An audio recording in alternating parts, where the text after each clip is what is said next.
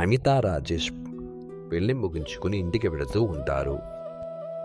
ఇంతకీ first night ఎక్కడ plan చేశారు రాజేష్? ఇంకెక్కడరా, మా బంగ్లాలోనే. వెళ్ళేమప్పుడు మమ్మల్ని అక్కడ డ్రాప్ చేయి, సరేనా? అయినా అంత దూరం ఎందుకులే రాజేష్, మనం ఇంటికే వెళ్ళిపోదాం. ఇంతలో అనిత ఫోన్ మోగుతోంది. హలో, చెప్పమ్మా. ఇక్కడే రాజేష్ వాళ్ళ బంగ్లాకి వెళుతున్నాం. రాజేష్, అమ్మ కూడా ఇంటికి వచ్చేయమంటుంది. ఇంటికి వెళ్దాం పదా, కావాలంటే రేపు బంగ్లాకి వెళ్దాం. అవును రాజేష్, ఆ పైగా ఇంత అర్ధరాత్రి ఎందుకు చెప్పు? ఆ సైడ్లో దెయ్యాలుంటాయని కూడా మాటలు విన్నాను. మీరంతా ఏ కాలంలో ఉన్నారు? ఈ కాలంలో దెయ్యాలు కూడా ఉంటాయా? అయినా నేను బంగ్లాలో చాలా మంచిగా అరేంజ్మెంట్ చేశాను. Anitha, you will definitely feel surprised. అలా అనిత రాజేష్ ఇద్దరూ బంగ్లా దగ్గరికి వెళతారు. ఆ గది చాలా అందంగా అలంకరించి ఉంటుంది. రాజేష్, నాకు ఈ గది చాలా నచ్చింది. చాలా థ్యాంక్ యూ రాజేష్. సరే అనిత, నేను వెళ్ళి ఫ్రెష్ అప్ అయ్యి వస్తాను. నువ్వు బయటకు వెళ్ళి బంగ్లా మొత్తం తిరిగి చూడు. రాజేష్ స్నానానికి వెళుతున్నప్పుడు అక్కడ పక్కనే ఉన్న నదిలో ఒక అందమైన అమ్మాయి ఉంటుంది. ఈ టైంలో ఇంత అందమైన అమ్మాయి ఇక్కడేం చేస్తుంది? వెళ్ళి కనుక్కుందామా? ఎవరు? ఏంటి ఈ టైంలో ఇక్కడ ఉన్నావు? నేను రోజు ఈ టైంలో ఇక్కడికి వచ్చి స్నానం చేసి వెళతాను. నేను వచ్చిన పని అయిపోయింది, ఇక వెళతాను. రాజేష్ కూడా ఆ అమ్మాయి వెనకే వెళుతూ ఉంటాడు. ఇంతలో లోపల నుంచి అనిత రాజేష్ని పిలుస్తూ ఉంటుంది. ఆశీష్, రాజేష్ ఇలారా. అబ్బా, కరెక్ట్గా పిలిచింది. ఇంకేం చేద్దాం, వెళ్దాం. ఎలాగో రేపు కూడా వస్తుంది కదా, అప్పుడు ఈ అమ్మాయి సంగతి చూద్దాం అని చెప్పి రాజేష్ లోపలికి వెళతాడు. మరుసటి రోజు ఉదయాన్నే అనిత రాజేష్తో ఇలా అంటుంది. రాజేష్, ఈ బంగ్లాలో చాలా బోర్ కొడుతుంది. పద, బయటికి అలా షికార్కి వెళ్ళొద్దాం. అనిత, నాకు కొంచెం వర్క్ ఉంది. కావాలంటే డ్రైవర్తో చెప్తాను, నువ్వు కావాలంటే షాపింగ్ ఏమైనా చేసేసిరా. అలా అనిత బయటికి వెళ్ళగానే రాజేష్ ఆ అమ్మాయి ఇంటి వైపు వెళతాడు. ఏంటి డోర్ వేసింది? ఇంతకీ ఈ అమ్మాయి ఏం చేస్తుంది? విండో ఉంది, ఈ విండోగా ఓపెన్ చేసి చూద్దాం. ఆ గది లోపల ఒక దెయ్యం అన్నం తింటూ ఉంటుంది.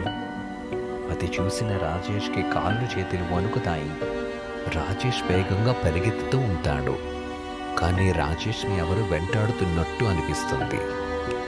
కానీ తిరిగి చూస్తే ఎవ్వరూ ఉండరు. ఏంటివి? నిన్ను చూసిన అమ్మాయ్యా లేకపోతే దెయ్యమా? ఇంతలో అమ్మాయి తన దగ్గరికి వస్తుంది. ఏంటి ఈ టైంలో మా ఇంటి దగ్గర మీరేం చేస్తున్నారు? మీ ఇంట్లో ఒక దెయ్యాన్ని చూశాను.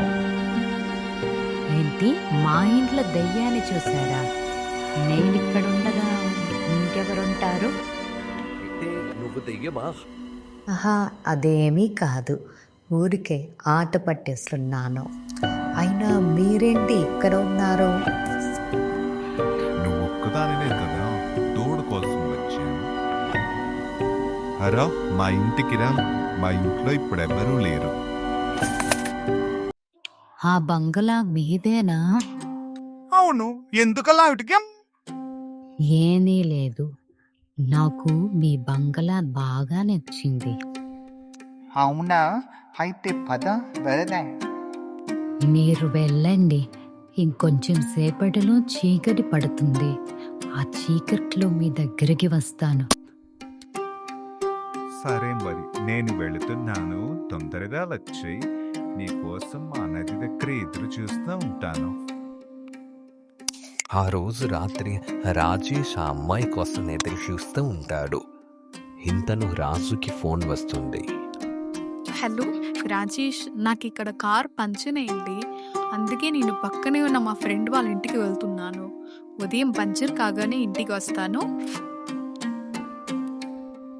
ఆ మాటలకి రాజేష్ చాలా సంతోషపడతాడు. ఇంతలో ఆ అమ్మాయి రానే వచ్చింది. ఏంటి ఎంత సంతోషంగా ఉన్నావు. నా భార్య రావడానికి రేపు ఉదయం అవుతుందంట. ఈ లోపల మా బంగ్లా చూద్దు కానీ రా. ఈ బంగ్లా నేను ఎప్పుడో చూసేశానుగా. అంటే నువ్వు చూసింది బయట కదా, లోపల గదులు కూడా ఎలా ఉంటాయో చూపిస్తాను పద. సరే పద, వస్తాను. అలా రాజేష్ ఆ అమ్మాయిని గదిలోకి తీసుకుని వెళతాడు. కాసేపటికి ఆ అమ్మాయి కోసం తిరిగి చూస్తే ఆ అమ్మాయి ఆ గదిలో కనిపించదు. బయట ఒక చెట్టు దగ్గర నించుని ఉంటుంది. రాజేష్ ఆ అమ్మాయి దగ్గరికి వెళ్ళి, ఏంటి ఇంకా సరిపోలేదా ఇక్కడికి వచ్చి నించున్నాం? అవును, ఇంతకీ నీ పేరేంటి? శారదా. ఆ మాటలకి రాజేష్ భయపడతాడు. ఏంటి నా పేరు చెప్పగానే అలా భయపడుతున్నా?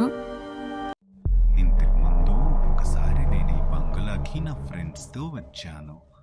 అప్పుడు ఇక్కడ శారద అనే అమ్మాయి పనిచేస్తూ ఉండేది. అమ్మాయి చాలా అందంగా ఉండేది.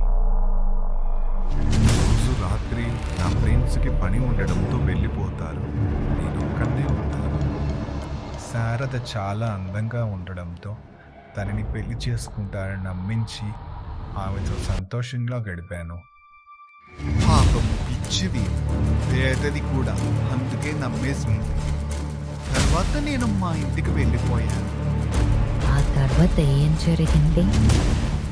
ఏమో, దాని తర్వాత నేను ఇక్కడికి రానే లేదు. ఇప్పుడే నా భార్యతో వచ్చాను. కానీ అంతకంటే అందమైన అమ్మాయిని చూశాను. అది నువ్వే శారదా. కానీ ఆ తర్వాత ఏమైందో నన్ను చెప్పమంటావా? నువ్వు మోసం చేశావనే బాధతో ఆ శారద ఇక్కడే ఈ బంగళాలోనే చనిపోయింది. ఇప్పుడు దెయ్యంగా మారి మీ కళ్ళ ముందే వచ్చి నించుంది. వెంటనే రాజేష్ పరిగెత్తుకుని వెళ్ళిపోతాడు. కానీ ఇంతలో ఆ బంగ్లా గేట్లు మూసుకుపోతాయి. ఏంటా, నన్ను పెళ్లి చేసుకుంటానని నమ్మించి ఇది వేరే దాంతో పెళ్లి చేసుకుని నా కళ్ళ ముందే దానితో సంతోషంగా ఉండాలనుకున్నావా? నన్ను వదిలిపెట్టు శారదా, ప్లీజ్ నన్ను వదిలిపెట్టు. ఇంకెప్పుడు ఇలా చెయ్యను, నన్ను వదిలిపెట్టు. శారద రాజేష్ని బాగా కొడుతుంది, కింద పడేసి బాగా తొక్కుతుంది. ఇంకెప్పుడైనా డబ్బుందనే అహంతో ఇంకెవరినైనా మోసం చేస్తావా? లేదు లేదు, నేను ఇంకా ఎవరిని మోసం చేయను, నన్ను క్షమించు. నిన్ను నమ్మి వచ్చిన నీ భార్య కోసం నిన్ను వదిలిపెడుతున్నాను. వెళ్ళిపో, ఇంకెప్పుడు ఈ బంగ్లా సైడ్ రావద్దు.